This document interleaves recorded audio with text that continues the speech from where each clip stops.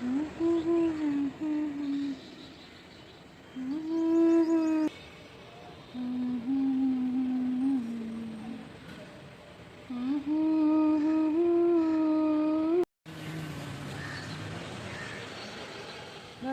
ফুল জলে ফেলে আলো সবে ফলে তো রেহে বাসি ফুল জলে ফেলে আলো সবে ফলে তো রেহে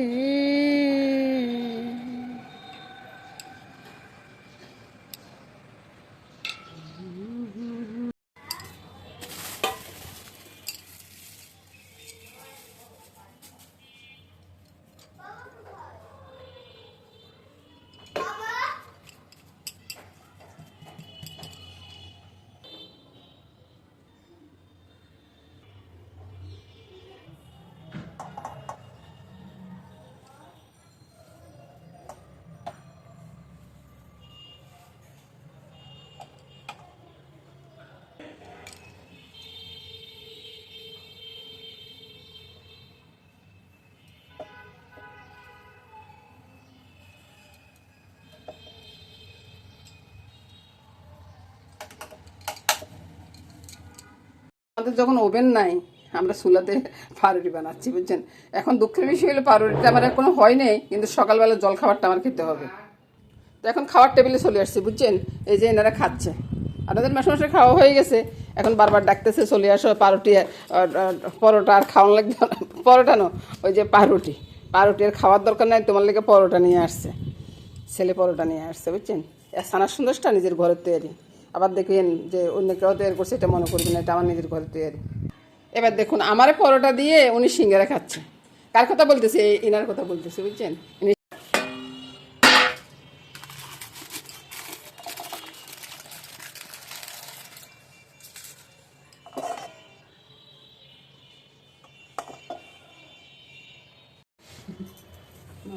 এটা খেয়ে দেখো তো,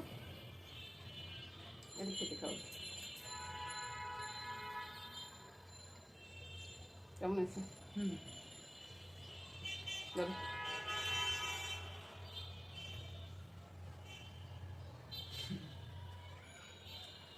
স্যারছে তাওয়াত করতেছে। দুপুরবেলা রান্না নিয়ে চলে আসলাম। রান্নাটা হবে কি, ডিম আছে এখানে দেখুন, ডিম আছে, ডিমটা রান্না হবে, ডিম পোলাও হবে আজকে, আর চিকেনটা এখানে রান্না আছে। আর এদিকে পেঁয়াজ কুচানো আছে, পোলাওর সাথে দিব। সব কিছু মিলে বন্ধুরা সব কিছু গোলগাছ করে নিয়েছি বুঝছেন। আর এটা হচ্ছে মাংস এবং ডিম দুইটার জন্য আমি পেঁয়াজ রসুন আদা একসাথে কেটে দিয়েছি, আর ওই কাঁচা লঙ্কা আছে সাথে। আর এবার পুরো রান্নাটা দেখতে থাকুন বন্ধুরা। প্রথমে পোলাওর জন্য যে ওই পেঁয়াজগুলোতে একটু আটা ছড়িয়ে তারপর ভেজে নেব। এবার তার বন্ধুরা মনে মনে চিন্তা করবেন যে আটা ছড়াচ্ছি কেন, আটা ছড়ালে হয় কি একটা গায়ে একটা আর ভাজা না বুঝছেন, মশমশা থাকে। দেখো ভাজা হইতে আমি চিকেনটা একটু ম্যারিনেট করে রাখবো, একটু কালো গোলমরিচ দিয়ে দিচ্ছি বুঝছেন। তারপরে এদিক সেদিক সব জিনিস নিতে হচ্ছে আর কি। তো সব কিছু গোলগাছ করার পরও ভাই অনেক কিছু বাকি থাকে। নুনটা দিয়ে দিলাম, একটু সামান্য একটু হলুদ দিলাম, এটাকে ভালো করে মেখে ওই লেবুর রসটা আগে দিয়ে দিচ্ছি বুঝছেন। আপনাদেরকে দেখানোর আগে লেবুর রসটা দিয়ে দিচ্ছি। এবার এদিক সেদিক করে মাখানোটা হয়ে গেছে, এবার ঢাকা দিয়ে রেখে দিব। পেঁয়াজ ভাজা হয়ে গেছে বুঝছেন, পেঁয়াজগুলো তুলে নিই।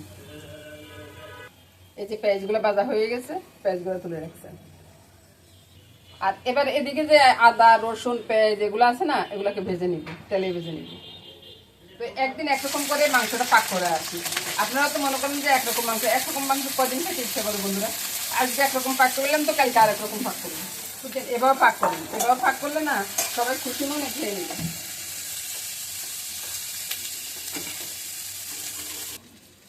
পেঁয়াজ ভাজি হয়ে গেছে বুঝছেন। পেঁয়াজ ভাজি হয়ে যাওয়ার পরে পেঁয়াজগুলো তুলে নেব, তুলে নিয়ে ঠান্ডা করে ব্লেন্ড করে নেব। পরে এতে তেলটা দিয়ে দিচ্ছি বুঝছেন। তেল দিয়ে আমি চিকেনগুলো ছেড়ে দেবো, চিকেনগুলো সবগুলো একসাথে দিয়ে দেবো। আপনারা তো মনে করেন যে সব কিছু ওই আলাদা আলাদা ভাজতে হবে, বা ভাজে আমিও ভাজি বুঝছেন, সবসময় ভাজবো। এই যে চিকেনগুলো একসাথে ছেড়ে দিয়ে জল আছে, তারপরে ঢাকা দিয়ে রেখে দেবো।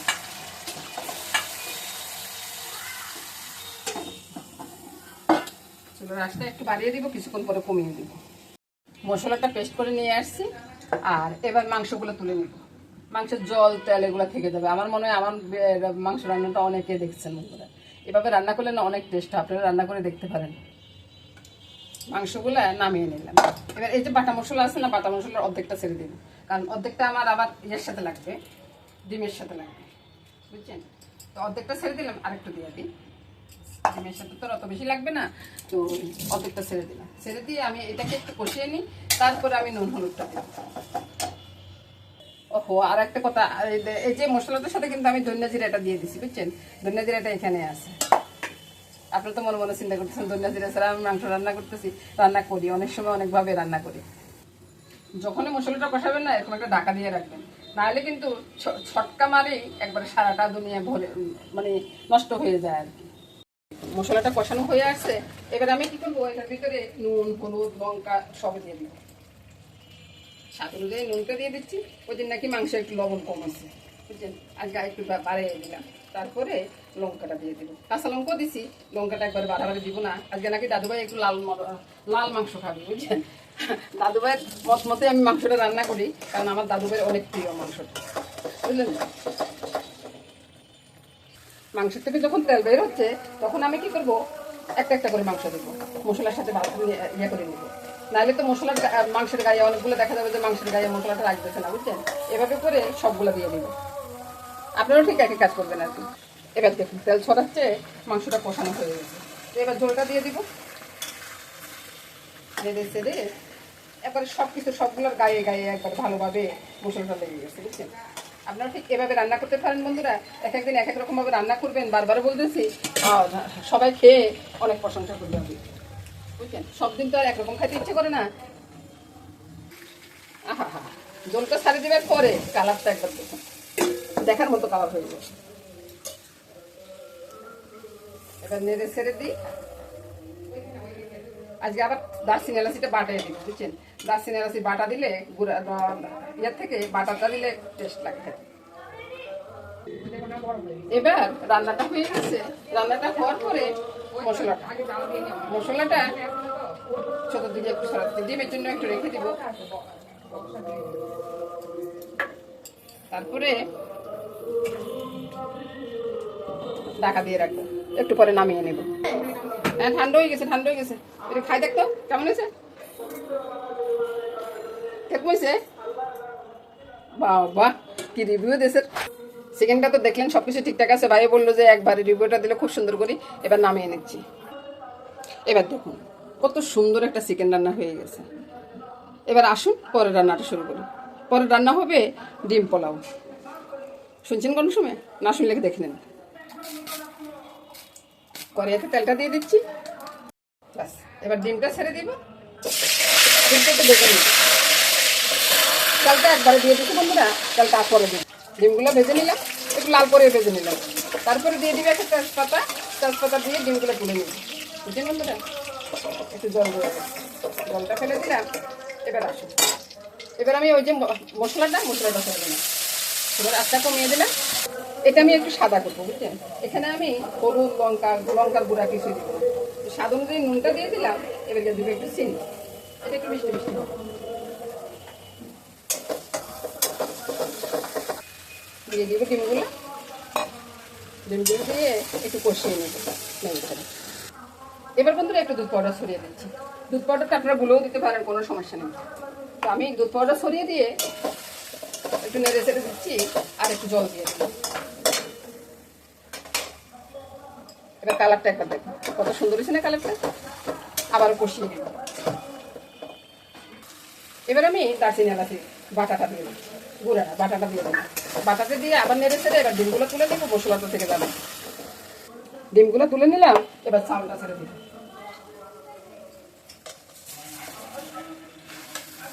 চালগুলো ছেড়ে দিয়ে ওই যে পোলাও স্বাদ অনুযায়ী নুনটা দিয়ে দিব, বুঝছেন? ওই সময় আমি নুনটা দিচ্ছি, অত বাড়াবাড়ি দিই, চিনিটাও ওরকমভাবে স্বাদ অনুযায়ী দিয়ে দিলাম। এবার একটু নেড়ে ছেড়ে নিব। মশলার সাথে কড়াইটা একদিকে না একদিকে নড়তেছে। এবার ভালো করে মশলাটা মিলিয়ে দিব, আর চুলার আঁচটা বাড়িয়ে দিব। চালগুলো একটু ভাজা হয়ে যাবে। এভাবে এই পোলাওটা না অনেক টেস্ট লাগে। রান্না করি মাঝে মধ্যে, দেখানো হয় না, বুঝছেন?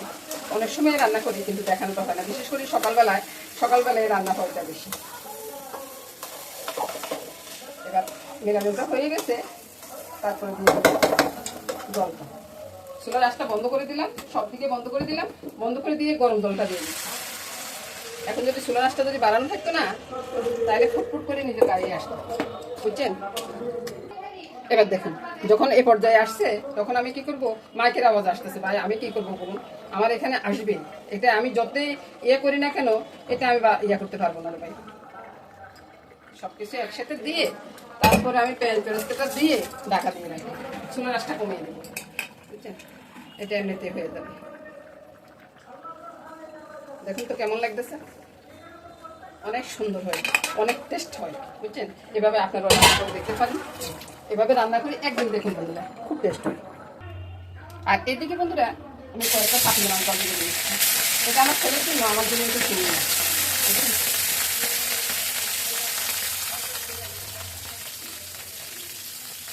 মাছ ভাজিটা হয়ে গেছে, এবার এদিকে চলে আসুন, পোলাওটা দেখিয়ে দিই। আজকে ফটোর দিকে ভীষণ আওয়াজ, এবার দেখুন পোলাও, এটা কাটার পরে দারুণ একটা ঝরঝরে পোলাও হবে। এখন কাটবো না, আমি কিছুক্ষণ পরে কাটবো। আবার ঢাকা দিয়ে রাখলাম, চুলাটা বন্ধ করে দেবো। ওইদিকে ভাজি করাটা শেষ হয়েছে, এবার আপনাদেরকে আমি কেটে দেখাচ্ছি। একটু যখন দমে থাকবে না, এটা এত দারুণ লাগবে খেতে, অনেক টেস্ট হয়, অনেক টেস্ট হয়। আপনারা ওইভাবে রান্না করে দেখুন না একবার।